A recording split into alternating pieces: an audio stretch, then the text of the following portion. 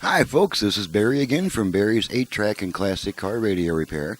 And today we're going to be demonstrating yet another new feature concerning the Aurora FM conversion products. And this radio is a Mopar 602. It's a pretty old tube radio, actually one of my favorite models. And two striking features about this particular radio is one, it is a 6-volt positive ground radio, and the customer did not have the car converted, so this had to remain a 6-volt positive ground unit. And with the addition of the HPC module, also offered by Aurora, it can be kept a 6-volt positive ground radio. So we're going to demonstrate it in just a moment here, and then I'm just going to run through one more little surprise on this radio, is that instead of having a rotary tone control, it has a tone switch. In the past, any FM conversion products required either the tone control or the tuning control, rotary control, to adjust the virtual fader and balance functions, that is the left-right balance and the front-rear fading action. Well, the newer version of the Aurora FMR2 module, it has a feature where you can actually use the tone switch to make the volume control switch back and forth between being a volume control and being a tone control. And so this eliminates the need to install an extra rotary control, which is very unsightly and probably inconvenient, just to adjust the virtual fader and balance functions. So I'm not going to keep. One more thing I'll run through here before we start is I'll show how to preset your stations. To do that, the first thing you want to do is you want to loosen this thumb screw, about a turn and a half to 2 turns, and then tune in the station that you want. Push that button inward all the way, and then when it comes out, tighten that thumb screw, and then that is what presets this button to that station. So there's no need to actually demonstrate that, since the explanation should be pretty clear. So without further delay, let's go ahead and turn this radio on, and we're going to be listening to some FM. You put it all together. Carpets and Dalton voted best flooring store by Arizona Daily Sun readers 13 years in a row. And just really quick, I'll run through the push buttons. These will all be FM stations. Flagstaff. We're friends. Undercurrents, Patty Smith coming up, and to offer with amazing deals on some of your favorite. Okay, and then we're going to flip it over to AM real quick, and to switch bands, we just turn it off and then right back on within 1 second. And now you can hear the typical AM noise, and I'll just tune in one quick station here just to show that it works.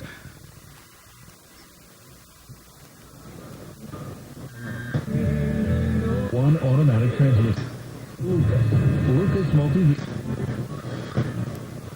to enhance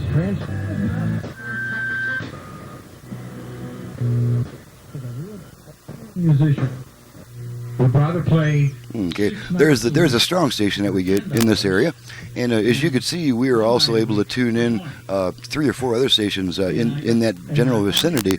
This offers much better AM and FM reception than the original radio did. So now we're going to switch it back to FM again, just turn it off and then right back on. And now we're back on FM, and we just happen to be tuned to an FM station. No matter how your summer has been. And let him have the final Okay, say so now that we've looks like. gone through that, now I'm going to demonstrate how to use this tone switch to change the volume control into a temporary tone control, and thus also the virtual balance and fader control that you'll be using to adjust those functions. Now the Mopar 602, the tone control or the tone switch is a 3-position switch. Only 2 positions are needed for this function, so unfortunately you have to press it twice to cycle it once, and then press it once to cycle it back to being the volume control. If that's confusing, all you have to do is just once you press it first and check if your control is still adjusting volume or balance or volume or tone, and as we can see, it's still adjusting the volume. So we'll hit it once more, and okay, let's start over here because I didn't have the volume turned up high enough initially.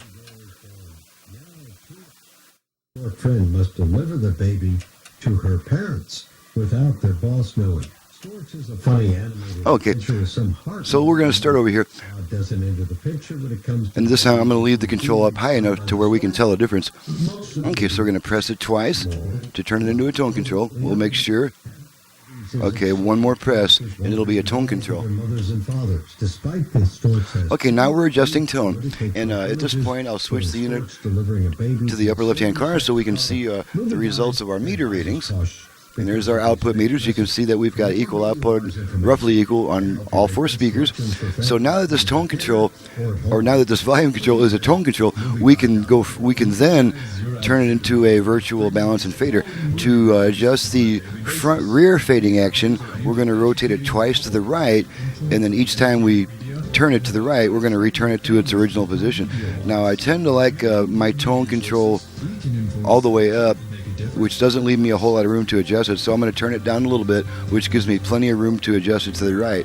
Okay, so now we're going to adjust the virtual front-rear fading action. We do that by rotating the tone control twice to the right, and then shortly after that, you'll hear 4 tones through the speakers, and that lets you know that the tone control is now ready to adjust the front-rear fading. So let's do that. We're going to rotate it twice to the right. There's our tones. Okay, and now we're adjusting our front rear fading action. Front only, rear only, front, rear.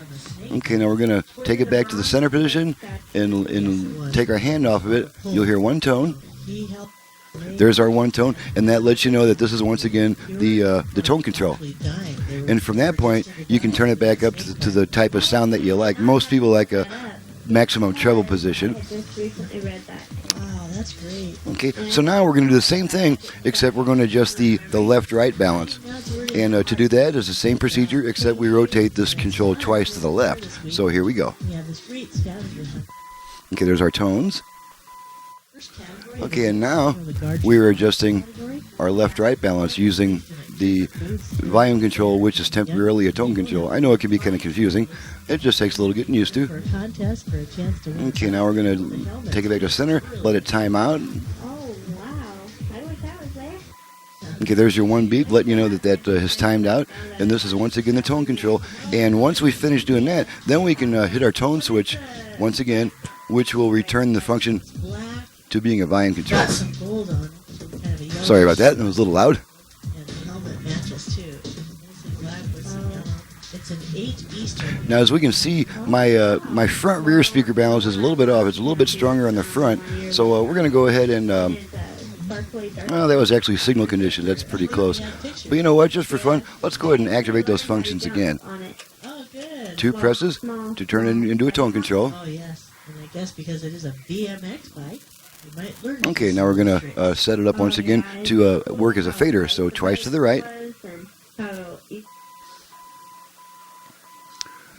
Okay, now we got front, rear, front, rear.